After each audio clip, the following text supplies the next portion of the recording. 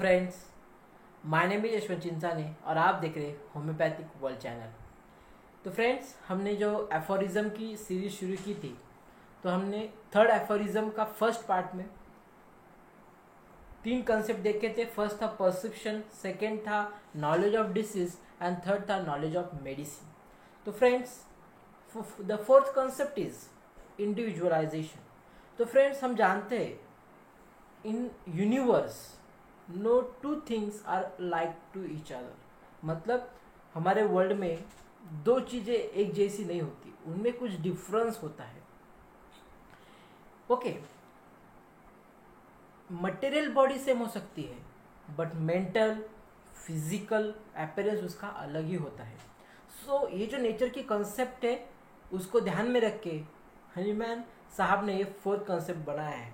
तो उनका कहना है अगर एक ही डिसीज अगर 2 पर्सन में है तो उनका मेडिसिन अलग अलग होना चाहिए, एक जैसा नहीं होना चाहिए, क्योंकि हर एक का फिजिकल कैरेक्टर, उसका मेंटल कैरेक्टर, उसको किस वजह से वो डिसीज हुआ है उसका वजह अलग अलग हो सकती है। तो फ्रेंड्स, उसका मेडिसिन भी अलग ही होना चाहिए। ओके फ्रेंड्स, तो हमको क्या करना है, अगर एक डिसीज है उसके अलग अलग पेशेंट हमारे पास आ रहे हैं तो उनका पूरा केस टेकिंग लेना होगा, पूरा उनके फिजिकल मेंटल कैरेक्टरिस्टिक्स, उनका पूरा जनरल सब लेना पड़ेगा और उसके बेसिस पे हमको मेडिसिन देना पड़ेगा। So this is a individualization. Then fifth concept ऐसा कहा है उन्होंने, application of medical knowledge with the disease knowledge. मतलब उनका कहना है अगर फिजिशियन को मरीज को ठीक करना है तो उसको फर्स्ट ऑफ ऑल उस डिसीज का नॉलेज होना चाहिए। ओके, और उस डिसीज का नॉलेज है तो उसको ये भी पता चलेगा कि उस डिसीज को हम कैसे क्योर कर सकते हैं। ओके, एंड साथ ही साथ उस डिसीज को क्योर करने के लिए जो मेडिसिन है हमारे होम्योपैथी में उसका भी पूरा नॉलेज होना चाहिए। मतलब क्या करना है, हमको टोटलिटी ऑफ सिम्टम बनाना है। The science and symptoms of disease is equal to sign and symptoms of the medicine. अगर ये दोनों मिल जाएंगे तो क्यूर डेफिनेटली होने ही वाला है। मतलब individualisation and second is the knowledge of obstacles, sorry हाँ यस, ये हमको होना चाहिए। देन सिलेक्शन ऑफ रेमेडी हम कैसे करेंगे, डिसीज के जो साइंस एंड सिम्टम्स है और मेडिसिन के जो साइंस एंड सिम्टम्स है अगर वो मैच हो गए तो क्योर होने वाला है। देन आगे वाला कंसेप्ट है डोज।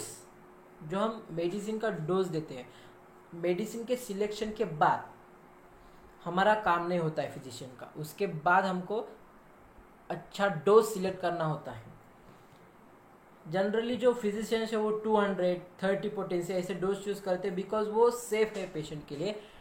उस डोज में ज़्यादातर होम्योपैथिक एग्रीवेशन नहीं होता है। वैसे एक्यूट में अलग डोज है, क्रॉनिक में अलग डोज है। तो इसका जो नॉलेज है, तो हनीमैन का कहना ये नॉलेज हमको एक्सपीरियंस से आएगा। Okay, then preparation. हमको मालूम है फिजिशियन को हर एक मेडिसिन उसको खुद को बनाना नहीं होता है। मेडिसिन के प्रिपरेशन के स्टेप्स है, जैसे ट्राइचुरेशन है, सकशन है। ओके, देन एलएम पोटेंसीज में भी मेडिसिन आते हैं। ओके, वो 0/30 तक ही है, बस उसका असर जल्दी होता है। सो ये जो स्टेप्स है वो छोड़ के भी और है, हम मदर टिंचर में भी मेडिसिन दे सकते हैं। Then some of them we gives with the globules. Okay, so the preparation is important और इसके लिए एक फिजिशियन को भी होम्योपैथिक फार्मेसी का नॉलेज होना चाहिए, ऐसा डॉक्टर सैमुअल हनीमैन कहना चाहते हैं। Then next concept is repetition. हमको एक पर्टिकुलर मेडिसिन का रिपीटेशन कितना करना चाहिए उसका नॉलेज एक होम्योपैथिक फिजिशियन को होना ही चाहिए। बिकॉज अब हम देख रहे हैं कि होम्योपैथिक फिजिशियन है वो कुछ फिजिशियन पॉलीफार्मेसी कर रहे हैं, मतलब एक साथ बहुत सारे मेडिसिन देते हैं, उसका असर नहीं होता है। ओके, होम्योपैथिक एग्रीवेशन होने लगते हैं। और अगर असर हो ही गया है तो उनको पता नहीं चलता कि कौन से मेडिसिन से इस मरीज को क्यूर आ रहा है। तो हमको रिपीटेशन कितना करना चाहिए उसका नॉलेज होना चाहिए। जनरली हम क्रोनिक डिसीज में जहाँ माइजमेटिक चेंज हुआ है पर्सन में, तो वहाँ हम रिपीटेशन कम करते हैं।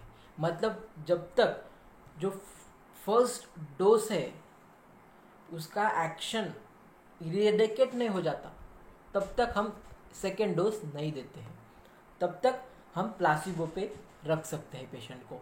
Okay, then next concept is the nature of disease. Nature of disease पे भी मेडिसिन डिपेंड करता है। एक्यूट डिसीज है तो हम मेडिसिन को ज़्यादातर रिपीटेशन कर सकते हैं। क्रॉनिक डिसीज में है तो उस पर्सन के कंडीशन पे डिपेंड होता है हम कितना रिपीटेशन करें। Okay, and last concept is obstacles to cure the disease. मतलब सपोज एक मरीज आ रहा है, उसको कोल्ड मतलब सर्दी खांसी हुई है।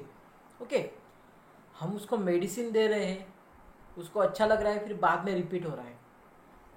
तो ऐसा क्या है जिसके वजह से उसको रिपीटेडली हो रहा है? तो कुछ मेंटेनिंग कॉज होगा, कुछ ऑब्स्टेकल्स होगा जिसके वजह से उसको रिलीफ नहीं मिल रहा है, उसको क्योर नहीं हो रहा है। तो हमको मेडिसिन ही नहीं देना है, तो उस जो ऑब्स्टेकल्स आ रहा है क्योर करने में उसको निकाल देना है। ओके, देन सपोज एक पेशेंट है, उसको स्कैबिज हुआ है, तो हम उसको खाली मेडिसिन नहीं देंगे, उसको बोलेंगे this is a contagious disease, वो स्प्रेड हो सकता है स्किन टू स्किन कॉन्टैक्ट हो। सो अपने जो कपड़े हैं वो सबसे अलग रखना है, दूसरों के कपड़े यूज़ नहीं करना है। तो इसको ऐसे हमको उसको जो ऑब्स्टेकल्स है उसको क्योर करने में उसको बताना पड़ेगा। Okay friends, so this is all about the third aphorism. तो हनीमैन का कहना है अगर ये पूरे जो कॉन्सेप्ट का जिस फिजिशियन को नॉलेज है वही अच्छे से प्रैक्टिस कर सकता है, वही अच्छे से फिजिशियन को हैंडल कर सकता है। So okay friends, if you like my channel please subscribe my channel and press the bell icon. Thank you friends.